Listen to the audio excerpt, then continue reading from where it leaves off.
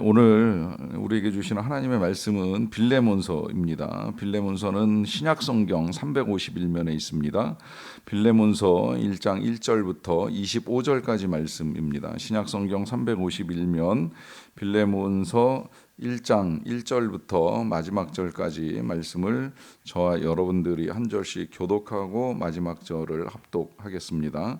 그리스도 예수를 위하여 갇힌 자 된 바울과 및 형제 디모데는 우리의 사랑을 받는 자요 동역자인 빌레몬과 자매 아비아와 우리와 함께 병사된 압기보와 내 집에 있는 교회에 편지하노니 하나님 우리 아버지와 주 예수 그리스도로부터 은혜와 평강이 너희에게 있을지어다. 내가 항상 내 하나님께 감사하고 기도할 때 너를 말하는 주 예수와 및 모든 성도에 대한 네 사랑과 믿음이 있음을 들음이니 이로써 내 믿음의 교제가 우리 가운데 있는 선을 알게 하고 그리스도께 이르도록 역사하느니라. 형제여 성도들의 마음이 너로 말미암아 평안함을 얻었으니 내가 너의 사랑으로 많은 기쁨과 위로를 받았노라. 이러므로 내가 그리스도 안에서 아주 담대하게 네게 마땅한 일로 명할 수나 있으나 도리어 사랑으로서 간구하노라. 나이가 많은 나 바울은 지금 또 예수 그리스도를 위하여 갇힌 자 되어 갇힌 중에서 나을 받을 오네시모를 위하여 네게 간구하노라. 그가 전에는 내게 무익하였으나 이제는 나와 네게 유익함으로 네게 그를 돌려 보내노니 그는 내 신복이라. 그를 내게 머물러 있게 하여 내 복음을 위하여 갇힌 중에서 네 대신 나를 섬기게 하고자 하나. 다만 네 승낙이 없이는 내가 아무것도 하기를 원하지 아니하노니 이는 너의 선한 일이 억지같이 되지 아니하고 자유로 되게 하려 함이라. 아마 그가 잠시 떠나게 된 것은 너로 하여금 그를 영원히 두게 함이리니 이후로는 종과 같이 대하지 아니하고 종 이상으로 곧 사랑받는 형제로 둘 자라. 내게 특별히 그러하거든 하물며 육신과 주 안에서 상관된 내게라. 그러므로 네가 나를 동역자로 알진대 그를 영접하기를 내게 하듯 하고 그가 만일 네게 불의를 하였거나 네게 빚진 것이 있으면 그것을 내 앞으로 계산하라. 나 바울이 친필로 쓰느니 내가 갚으려니와 네가 이 외에 내 자신이 내게 빚진 것은 내가 말하지 아니하노라. 오 형제여, 나로 주 안에서 너로 말미암아 기쁨을 얻게 하고 내 마음이 그리스도 안에서 평안하게 하라. 나는 네가 순종할 것을 확신함으로 네게 썼노니 네가 내가 말한 것보다 더 행할 줄을 아노라. 오직 너는 나를 위하여 숙소를 마련하라.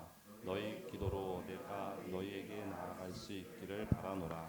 그리스도 예수 안에서 나와 함께 갇힌 자 에바브라와 또한 나의 동역자 아가 아리스타고 데마 누가가 문안하느니라. 같이 읽습니다. 우리 주 예수 그리스도의 은혜가 너희 심령과 함께 있을지어다. 아멘.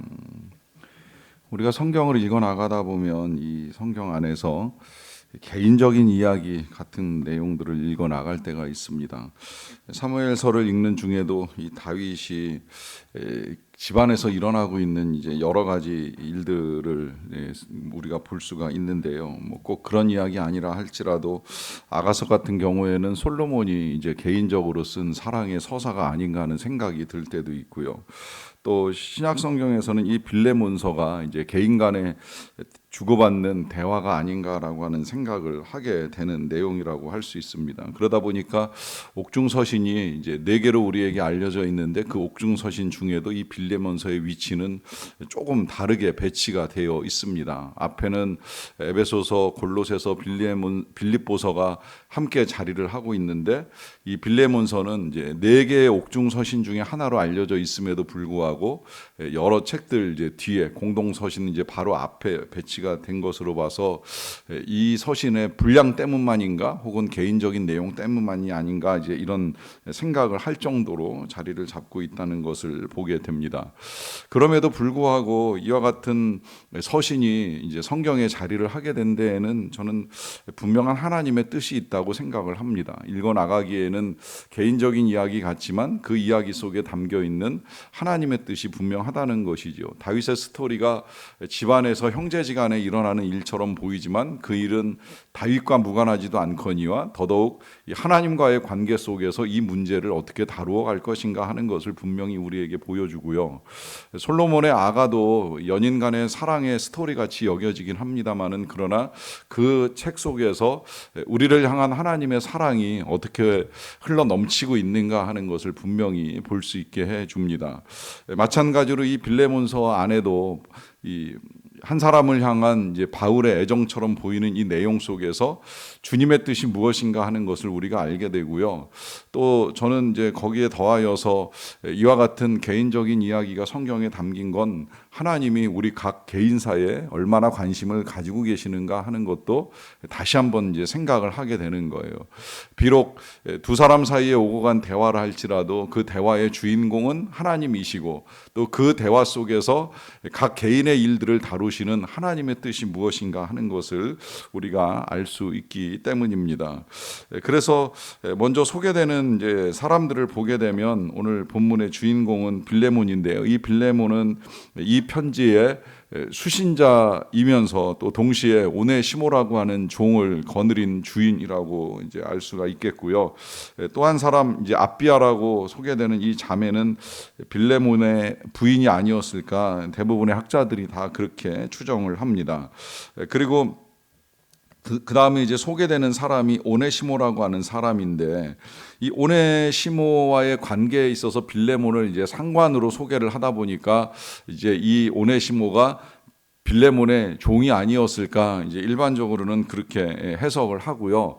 근데 이 표현이 종이라고 여겨지면 이제 제 생각에 선뜻 드는 느낌은 노예였었나, 이제 이런 생각을 하게 되는데, 어떤 면에서는 종보다는 하인, 또 아니라면 부하가 아니었을까 하는 이제 정도로 생각을 하면 더 좋지 아니하였을까 생각을 하게 되고요.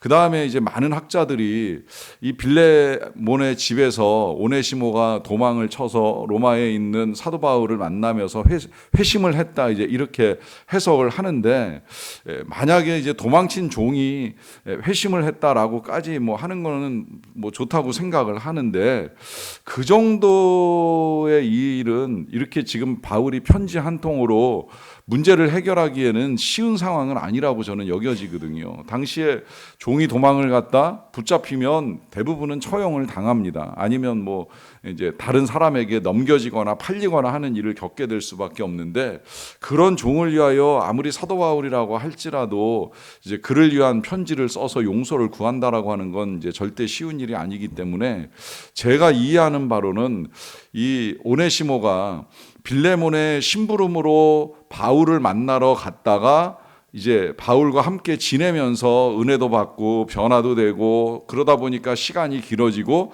그러는 가운데 빨리 돌아갔어야 됨에도 불구하고 돌아가지 아니하고 이 로마에 머무는 기간이 길다 보니까 그것이 이제 상관이고 주인이었던 빌레몬의 화를 불러온 것이 아니겠는가 생각을 하는 거예요. 그렇지 않고 도망을 갔다 도망간 사람이 바울을 만날 확률이 그렇게 높지는 않았을 거 아닙니까? 더구나 지금 이 빌레몬도 바울도 다 그리스도인이라고 하는 이 사실을 분명히 드러내면서 지금 이 서신을 교환하고 있는데, 이런 상황에서 도망친 종이다라고 보기보다는 심부름 갔다가 제대로 제때에 귀가하지 아니한 일로 말미암아 이제 문제가 야기된 그런 하인이 아니었을까라고 하는 생각을 하게 돼요. 뿐만이 아니라 이제 이 오네시모가 지금 빌레몬에게 이제 빚을 지고 있다라고 하는 표현이 오늘 편지 속에서도 나오는데, 이것도 해석에 따라서는 빌레몬의 집에서 돈을 훔쳐가지고 나갔나, 이제 이렇게까지 이제 해석을 하는 사람도 있기는 합니다만은, 그렇다면 이제 더욱 중재인이 되는 거 아니겠습니까? 그런데 제가 이해하는 바로는 그 정도의 부채는 아닐 것 같고, 원래 이 오네시모는 이 종이었던 사람이 아니라 채무로 인하여서 종노릇을 하던 중에 이제 하인으로 심부름을 하다가 바울을 만나러 갔고, 그 바울을 도와주다가 이제 시간이 걸리다 보니까 이것 때문에 빚도 못 갚고 또 이제 도망친 것처럼 여겨진 것이 아니겠는가 하는 생각을 하게 되는데요. 어찌되었건 이제 그런 문제가 있다 보니까 바울은 계속해서 이 오네시모를 데리고 있는 것이 합당하다고 생각은 하지는 않은 것 같아요. 그래서 이제는 돌아갈 때가 되었고 돌아가도록 이제 보내어야 하겠는데 그냥 보내게 되면 오네시모가 장시간 이탈하고 채무를 갚지 않아야 한 것에 대해서 이제 더 말썽이 날 가능성이 많으니까 다시 돌아가는 오네시모에게 자신의 편지를 들려서 보내게 되는 것이죠. 그 편지가 오늘 우리가 읽은 이 빌레몬서 전체라고 보시면 되겠고요. 그 편지를 보내면서 먼저는 이 사도 바울이 빌레몬을 향해서 귀한 호칭을 사용을 합니다. 그것은 우리의 사랑을 받는 자요 동역자인 빌레몬이라라고 하는 호칭입니다. 저는 참 이 호칭이 귀하다고 생각을 합니다. 그저 단순히 상대방의 호의와 양해를 구하기 위해서 쓰는 호칭만은 아니라고 생각을 합니다. 실제로 바울의 마음에는 이 빌레몬에 대한 이해와 생각이 그렇다고 여겨집니다. 그렇다고 여겨지는 이유는 만약에 이 정도의 사랑하는 관계요 동역자의 관계가 아니라고 하면 바울이 그야말로 오네시모를 되돌려 보낼 이유가 어디에 있겠어요. 그냥 너 그 사람 만날 필요 없다. 그냥 여기서 나와 함께 사역을 하자 하면서 돌려보내는 일을 하지 않아도 됩니다. 하지만 사랑하는 사람이고 동역자이기 때문에 이 귀한 편지를 써서 하인과 함께 이제 돌려보내는 일을 한다고 볼 수가 있겠고요. 또 그렇게 이제 추정할 수 있는 또 하나의 이유는 이 바울이 편지를 쓸 때 늘 쓰던 표현이 등장을 하는데요. 4절입니다. 내가 항상 내 하나님께 감사하고 기도할 때에 너를 말한다라고 합니다. 여러분 이 표현 익숙하지요. 우리가 바울의 옥중서신을 읽을 때 많이 이제 읽고 들었던 표현이잖아요. 교회들을 향해서 항상 기도하고 감사한다라고 하는 표현인데 이게 지금 이제 한 개인 빌레몬을 향해서도 동일한 표현이 나오는 거예요. 왜 이런 표현을 쓰겠습니까?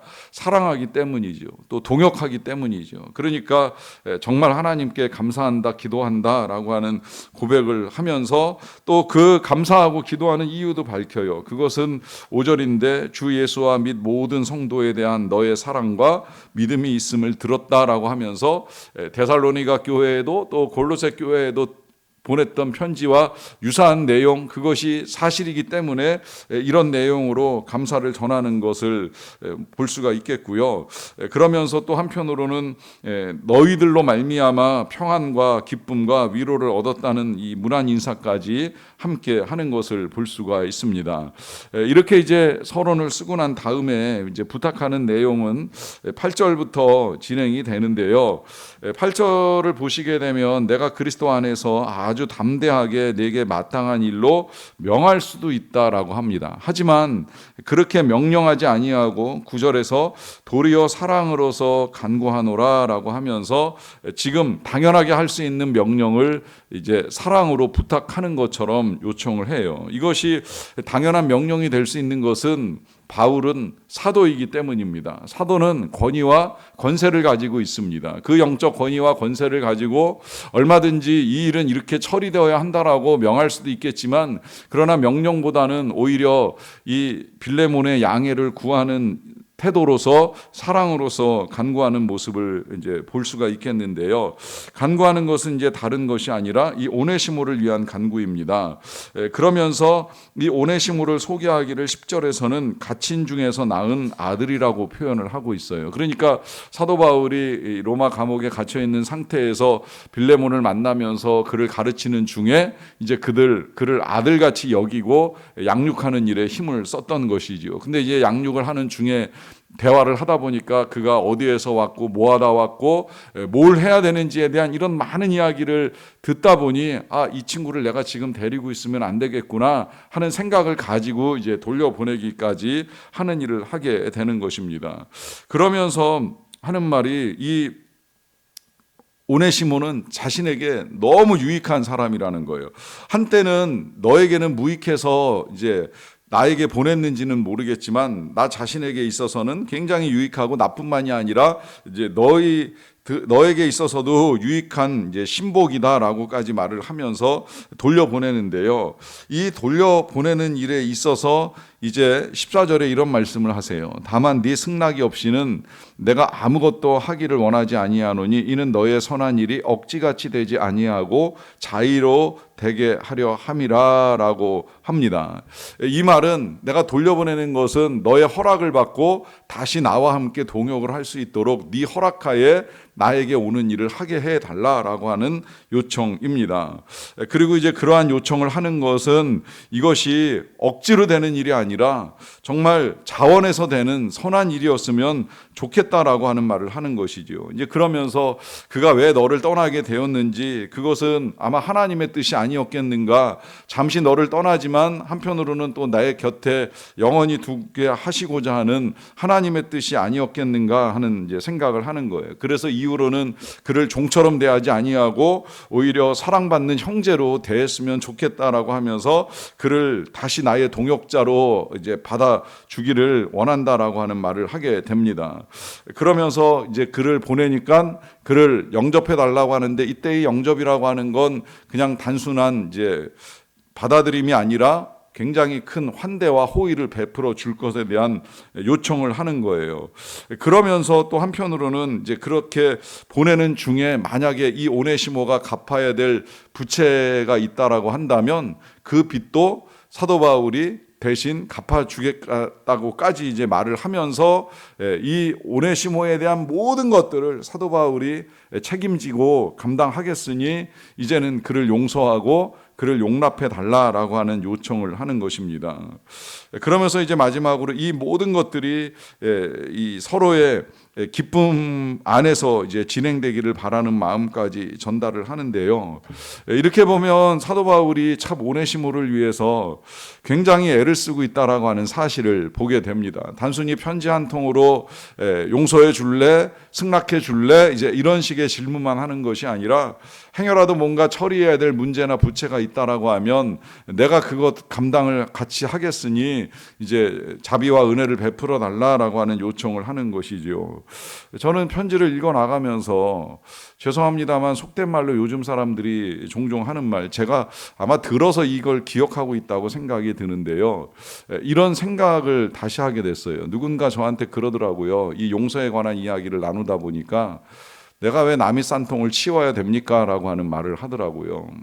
말씀을 들으면서 남이 싼 통을 치운다 하는 문제를 많이 생각을 해보게 되었어요. 표현은 더러운데 저는 그 말을 들었을 때 그 말을 생각을 하면서 다시 한번 이런 사실을 깨닫게 되었어요. 내가 싼 통을 누가 치웠나? 주님이 치우신 것이 아닌가? 죄는 내가 지었는데 왜 주님이 고난을 당하시면서 나를 용서하시기 위해서 그토록 애를 쓰셨는가 하는 생각을 하게 되는 거예요. 여러분, 우리가 이 은혜를 받은 사람들입니다. 내가 저질러 놓은 일을 가지고 주님이 치워주시는 은혜를 받은 거예요. 그 은혜를 받고 그 은혜를 알기 때문에 우리는 때로 남이 쌓아놓은 일을 우리가 치워야 되는 일을 할 때가 있습니다. 사실 교회 청소하다 보면 그런 생각이 들어요. 더럽힌 사람은 따로 있고 치우는 사람은 따로 있다는 생각이 들 때가 많습니다. 그런데 이 일을 우리가 감당할 수 있는 건 주님이 우리를 위하여 그와 같은 일을 하셨기 때문입니다. 저는 사도 바울이 그런 생각으로 지금 이 오네시모를 위하여 편지도 쓰고 또 부채도 자기가 감당하겠다라고 하는 말을 한다고 생각을 합니다. 그것은 주님의 사랑을 알기 때문에 그와 같은 결정과 선택을 하는 것이지요. 저는 저와 우리 모두가 다 그런 생각을 가지고 살았으면 좋겠습니다. 우리가 그와 같은 은혜를 받았기 때문에 우리도 교회에서 세상에서 남이 저질러 놓은 일이기는 하지만 내가 감당할 수 있는 만큼은 감당해 보겠다라고 하는 생각을 하는 것이지요. 그때 우리가 감당하는 그 일을 통해서 아름다운 하나님의 나라가 이루어집니다. 이 귀한 은혜를 경험하며 나아가는 오늘 하루 되시기를 간절히 축원합니다. 기도하겠습니다. 사랑과 은혜가 풍성하신 아버지 하나님, 감사합니다. 오늘도 하나님의 은혜 가운데 하루를 시작하며 말씀과 함께 하루를 시작하게 하여 주셔서 감사드립니다. 말씀을 묵상하다 보면 하나님의 은혜가 얼마나 큰지요. 우리가 저질러 놓고 또 우리가 지은 죄가 너무나도 크고 많은데 이 죄를 다 치워주시고 깨끗하게 하시고 용서하시고 회복시켜 주시는 하나님의 은혜가 얼마나 크고 귀한지요. 이 귀한 은혜를 허락하신 하나님의 사랑에 감사를 드리면서 오늘 하루를 사는 동안에 그리고 이후에도 계속해서 우리의 삶은 저는 누군가를 섬기는 삶이 되기를 원합니다. 도와주는 삶이 되기를 원하고 용서하는 삶이 되기를 원합니다.